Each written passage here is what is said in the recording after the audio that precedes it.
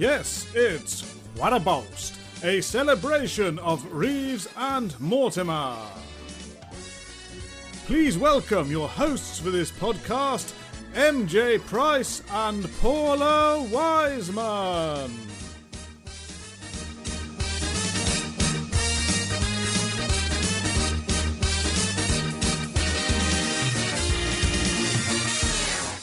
Hello and welcome to Quite a Boast, a podcast dedicated to the work and genius of Vic Reeves and Bob Mortimer. My name is Matt Price, founder of the Reeves and Mortimer Depository of Curious Stuff Facebook group. And I am Paula Wiseman, founder and creator of the Divine Comedians podcast.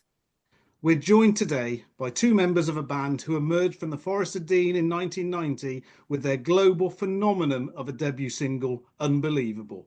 Further chart success followed, and in 1995 they teamed up with Jim and Bob for a cover of the Neil Diamond-penned Monkeys classic I'm a Believer. They are still very much a going concern, both live and on record. Their recent album, The Beauty and the Chaos, is chocker with what can only be described as total bangers.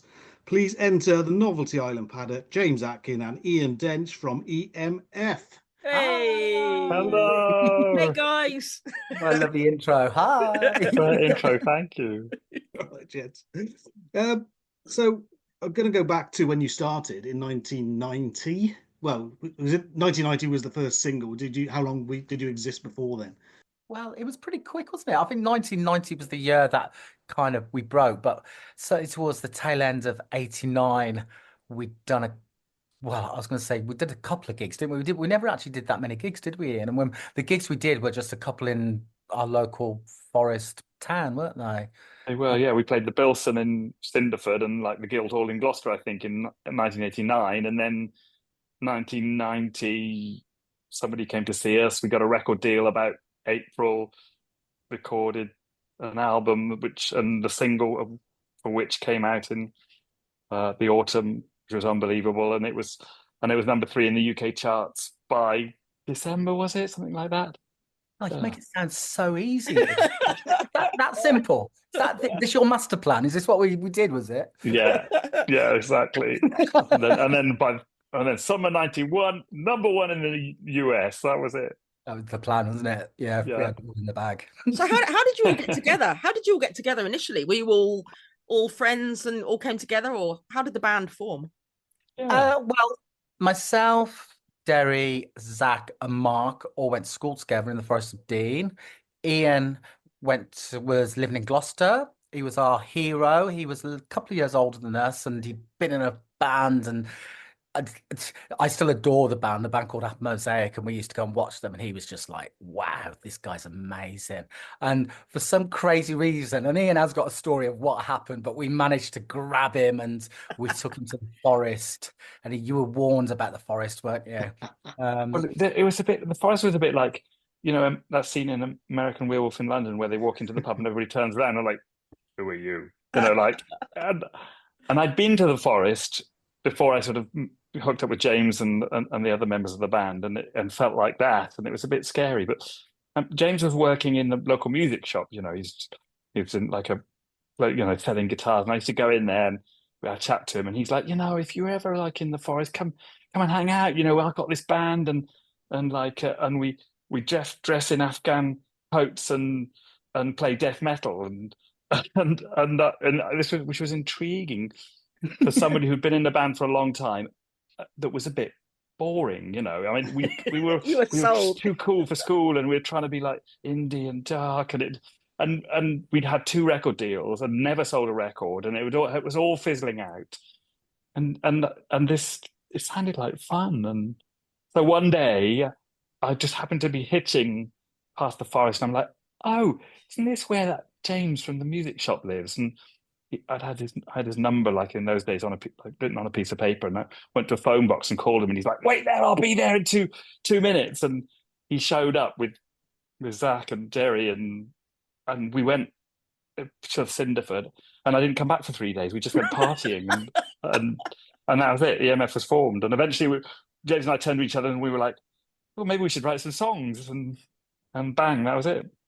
Because it was that Unbelievable and the album, it was just huge. I say, as you said, nearly instantly.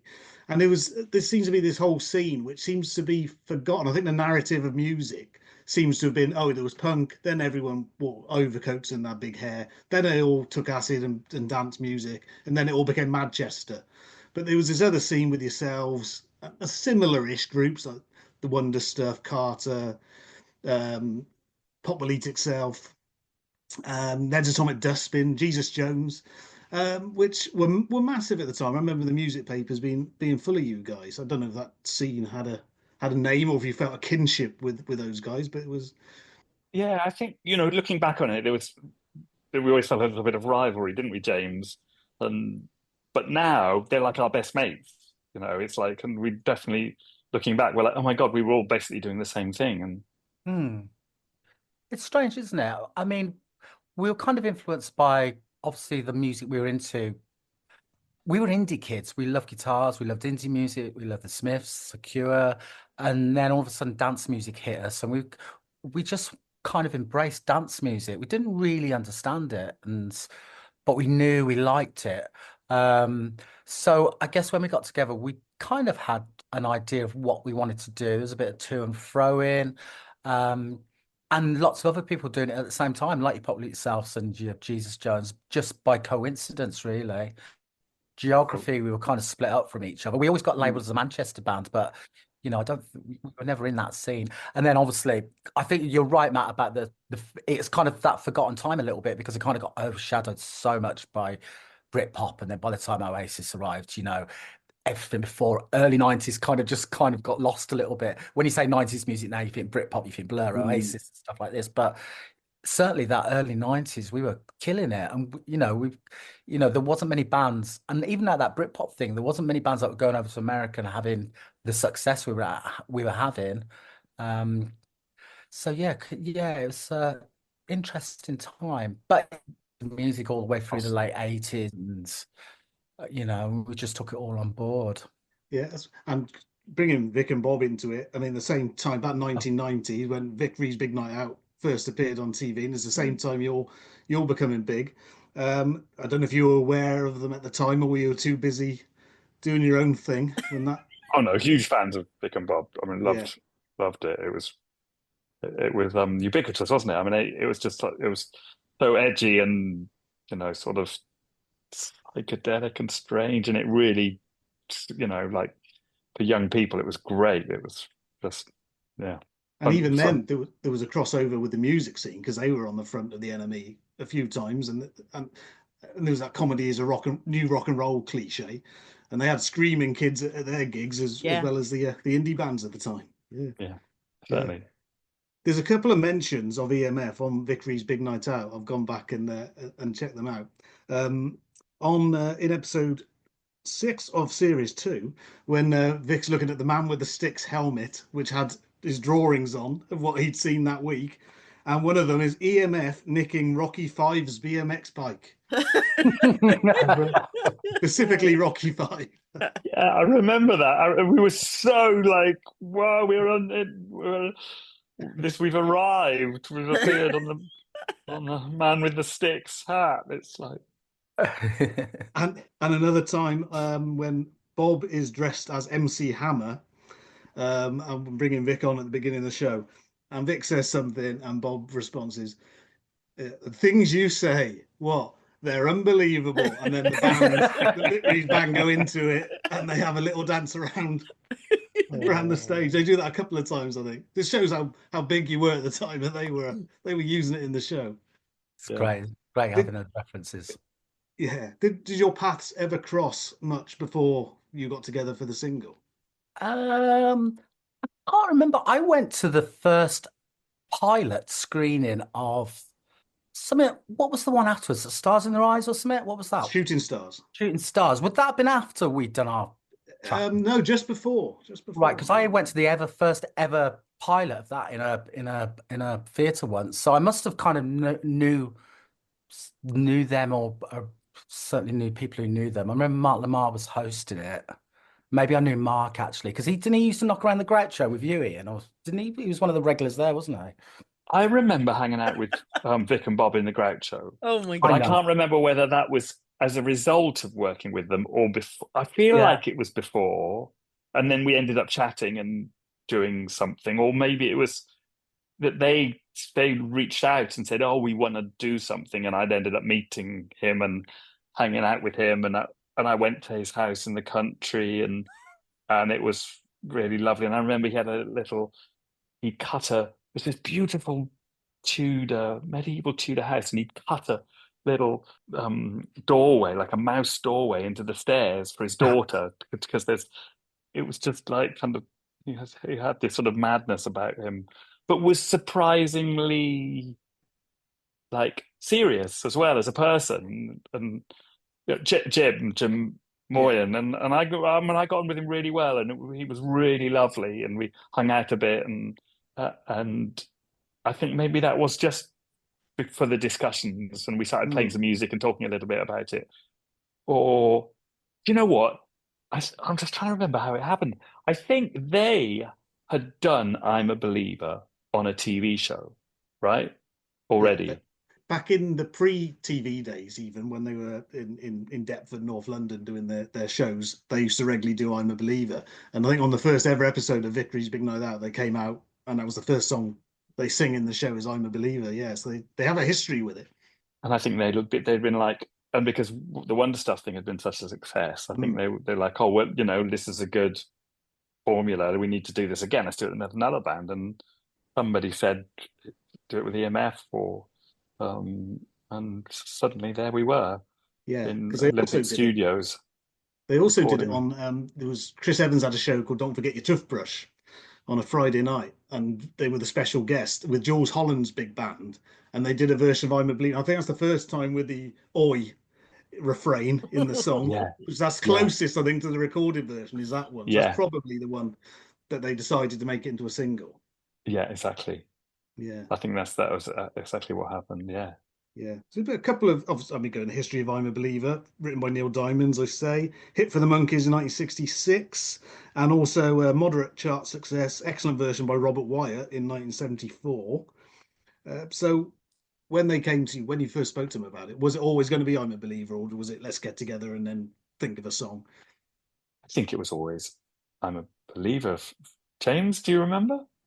No, I don't remember. I don't even remember how it came about. All I remember is being in a studio with them one day, and it was pretty balmy because, like you say, I think Jim was pretty on it, and he had a good focus of how he wanted it to sound and stuff. I remember Bob turned up with a carrier bag full of cheap, weak lager, and then he processed to just go and drink cheap lager all day, and his reasoning was like, so he didn't get too drunk. Right, which I thought was pretty rock and roll for and then Jim, I did have a word with Jim because I think we did did we do Top of the Pops with him as well? And he was always a bit of a joker and just kind of quite out there. And but there was always the big thing, wasn't there? Because I remember Miles Hunt told me as soon as you do a song with Vic and Bob, that's your band splits up. It's almost like a curse, and it kind of did. We didn't do anything after that, did we, for a while? Oh my God. No. For 10, 15, 20 years, I think. Yeah. It was the last thing we did. It was. It's the cheap lager that did it. Oh my God, they're a curse to the music industry. But I remember hearing it was coming out. EMF are doing a song with Vic and Bob. Oh, great. That's ticking a couple of boxes for me. Yeah, exactly. And assuming it was going to be with scratching and samples and breakbeats and James's voice on it. But it was probably the most un-EMF-ish single you'd released until were you told this is how we're doing it? Or I think when we did it, I think we tried it, we were trying it out in the studio, and I think we just sort of felt that you had to be sort of faithful to the thing, and especially if they'd done it a certain way as well.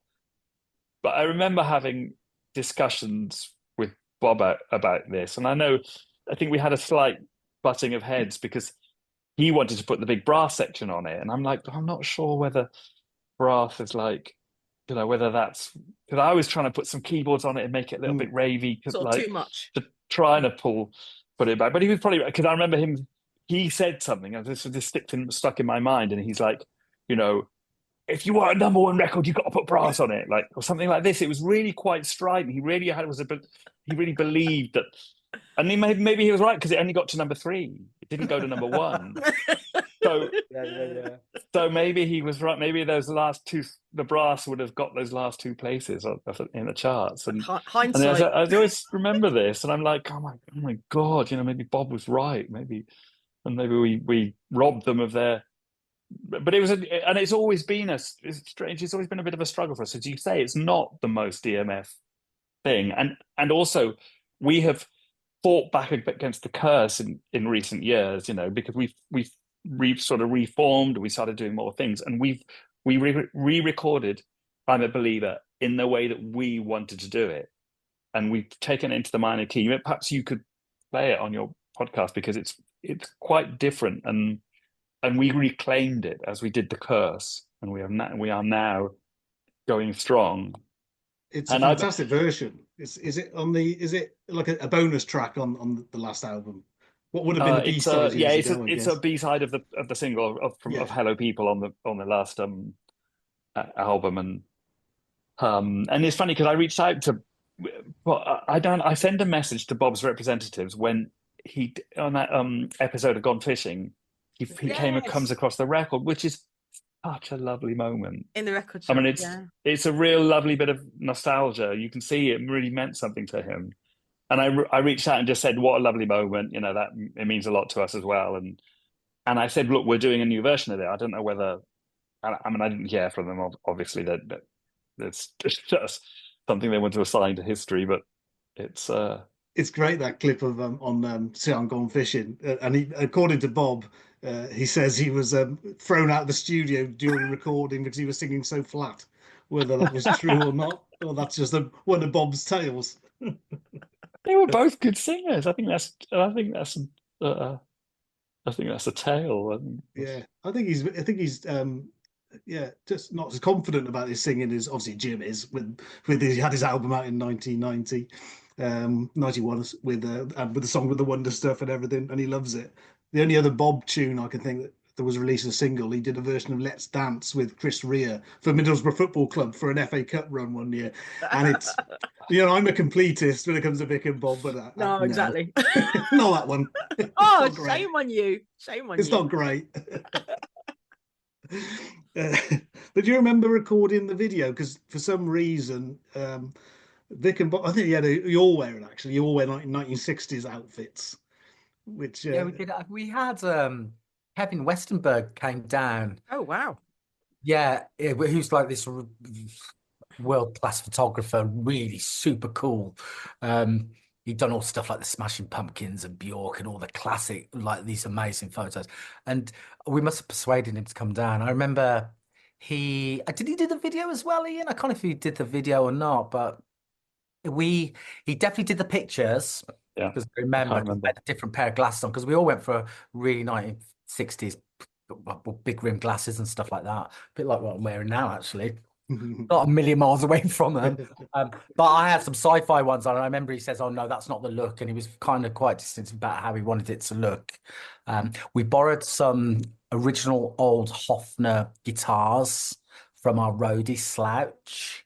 And the video, I remember I wasn't, because I didn't know what to do because I wasn't singing. So I played a Vox Continental keyboard, one of these real old 60s classics where the keys are reversed, the white ones are the black ones, and that is really cool. Yeah.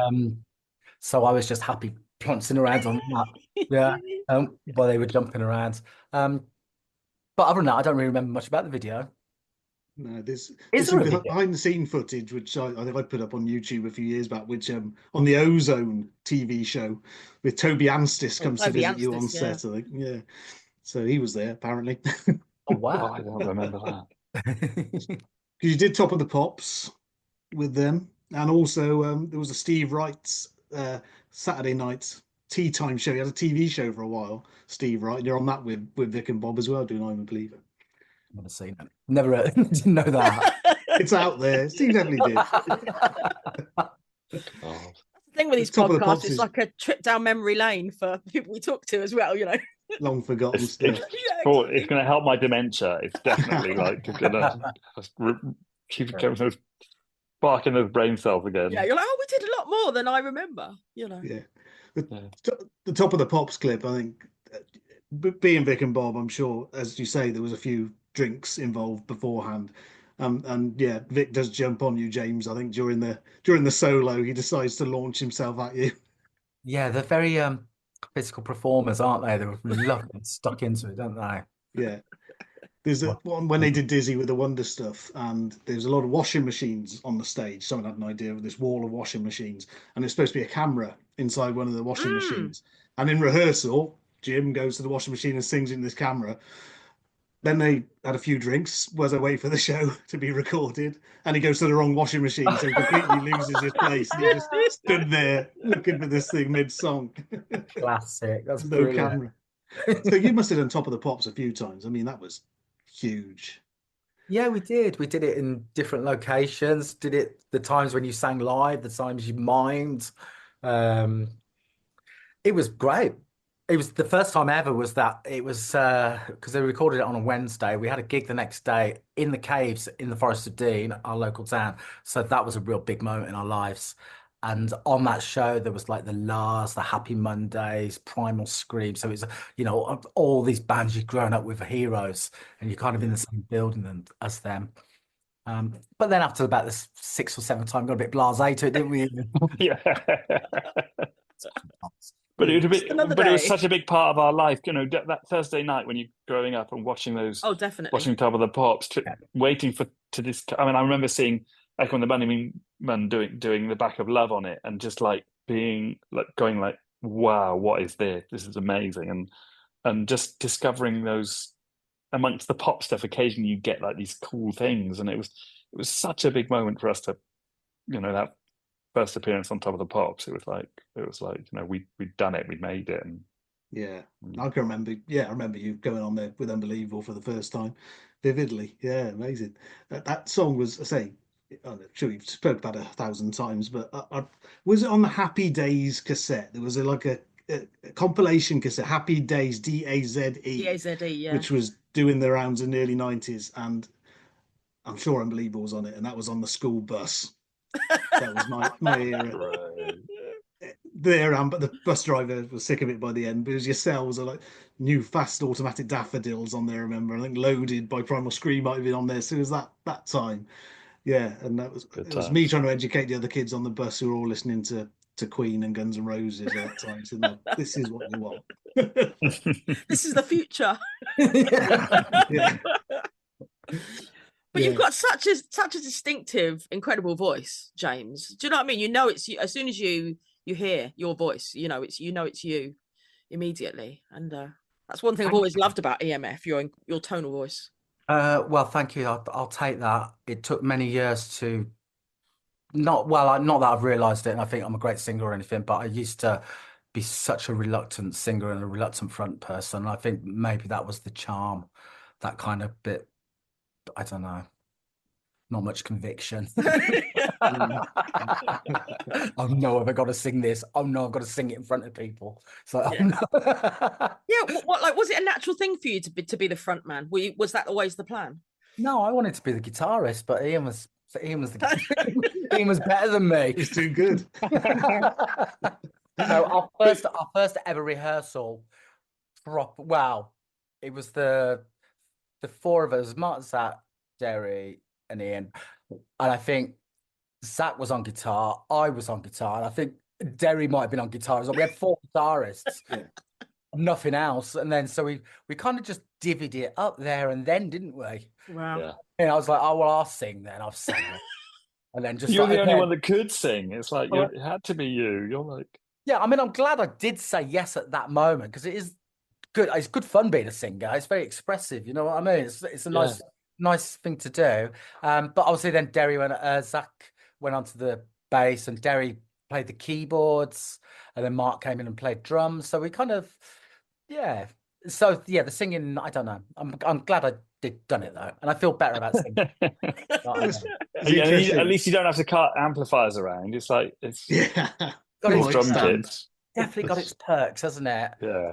And there's nothing better than just losing yourself in music and singing at the top of your head and throwing a few shapes. It's nice. I don't have to think too much, because I don't know. I always worry playing guitar, and it must be you have to concentrate. Where with singing, you can just sing. It's not all that muscle memory, and it doesn't really matter, does it? But don't you forget the words, James? Don't you? It doesn't matter, does it?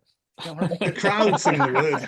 Yeah, exactly. You make them up. The expressions there, Yeah. you know. Yeah. Yeah. You've reclaimed "I'm a Believer," shall we say now, and your own version of it, and you've New version. played it live, a few times. Gone down well. It's a top part of the set now. It goes down so well. It's come, yeah. Yeah, singing. And people still, although we don't put the boom, boom, boom, oi in there, yeah, people still in the audience do it. Doing it, yeah. It's oi, like. Well, it's but funny. the boom, boom, boom, oi is very interesting because I can remember Vic. Oh, I bumped into him. He said something to me. He's like, you know that I went to see Shrek with my daughter the other day, and they've copied our version of "I'm a Believer." And I was like, what do you mean? He's like, well, Dad, just go and have a listen to it. And sure enough, at the start of Shrek, they do the boom, boom, boom, oi. And Vic's like, can't we like get some publishing or something from them, And I'm like, well, I don't think Neil Diamond will give us anything, let alone them, It's like, I'm afraid it's that's just one for the get songwriting credit for the oi. We sadly I don't think we do, but I love it how it worked its way into Shrek. But if the Monkeys version comes on in the car or at a wedding disco or something, people will just put the oi in now, even Everyone though does it was it, never yeah. there in 1966. Everyone does it, yeah. I love it. It's just such a great moment. And yeah. So we talk about the album that came out. Was it? Where are we now? 2025. So it would have been the year before last. The album came out. Yeah. Wasn't it last January? We right. 2024. Yeah. I mean, the, Hello People. Beauty and the Chaos is fantastic. It was one of my earworms for the year. That song just keeps going round and round. But talking of comedy legends, you did do a version with now Sir Stephen Fry. How did that come about? Well, he was always a fan, wasn't he, James?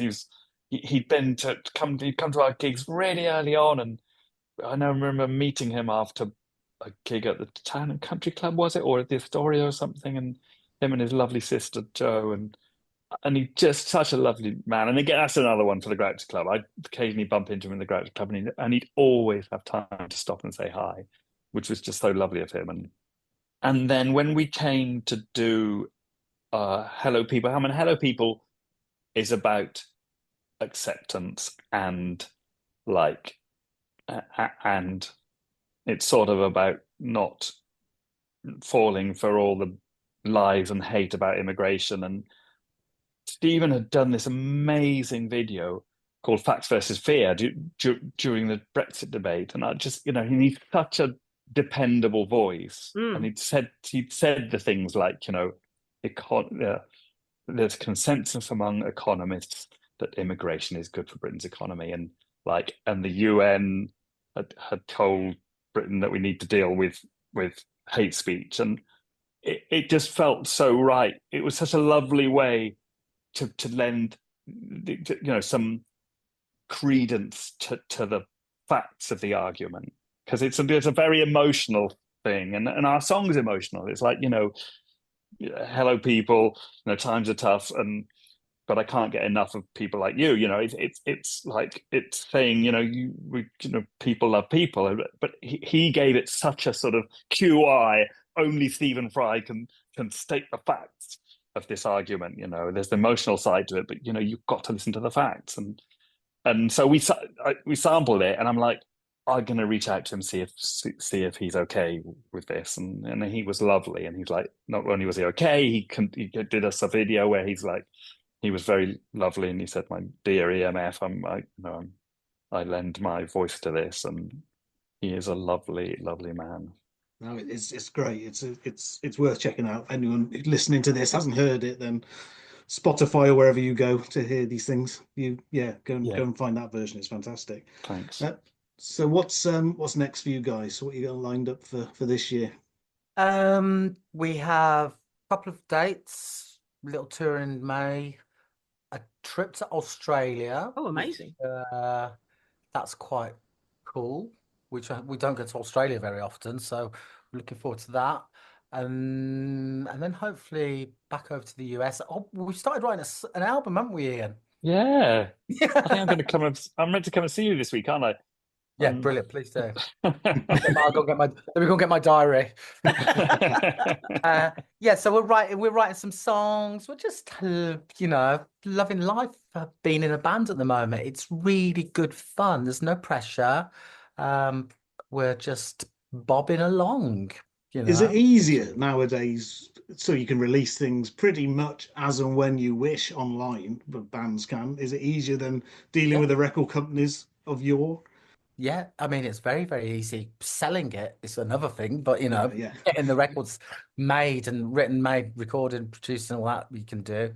But yeah, I mean, we've got a fan base, luckily enough, that have kind of stuck with us, and we've got some new ones along the way, and we can thankfully put records out and survive as a band, and do gigs and survive as a band, which that's enough. You know what I mean? That's brilliant. I'm happy with that. Yeah, well said, James. That's exactly. No, I mean, that's the thing. There's a lot of nostalgia, isn't it? We want to kind of reconnect with our younger selves, and you guys are a huge part of, our younger years. Thanks. You're far too young. What you on about? My dad told me about you. Yeah.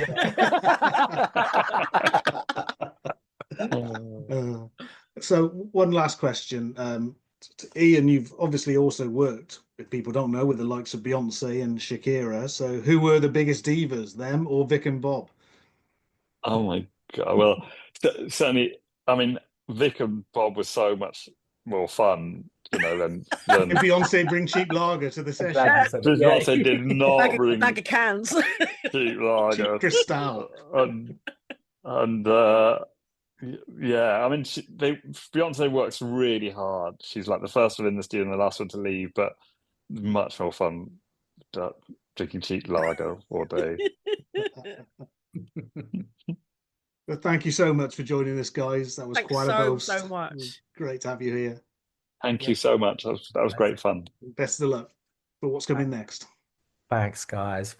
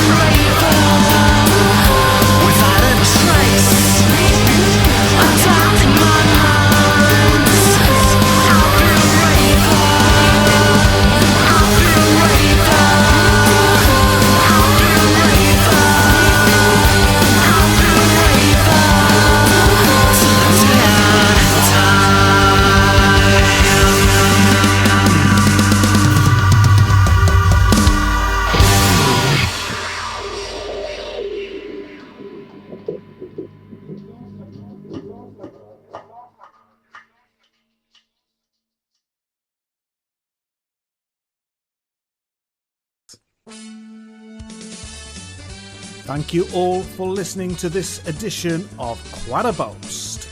Special thanks to Matt Lucas for permission to use the Peanuts music as our theme tune, and thanks to Ed Lewis for this edit. Thank you to Jake Chesham for permission to use the photo from his 1995 shoot of Jim and Bob in our various online locations for the podcast. And of course, thank you very much to Jim Moyer and Bob Mortimer, without whom this podcast, well, it just wouldn't exist, would it? Remember to check out Paula's Divine Comedians podcast as well, and to join the Reeves Mortimer Depository of Curious Stuff Facebook group. And I think you'll agree that really was a lot of fun. Goodbye.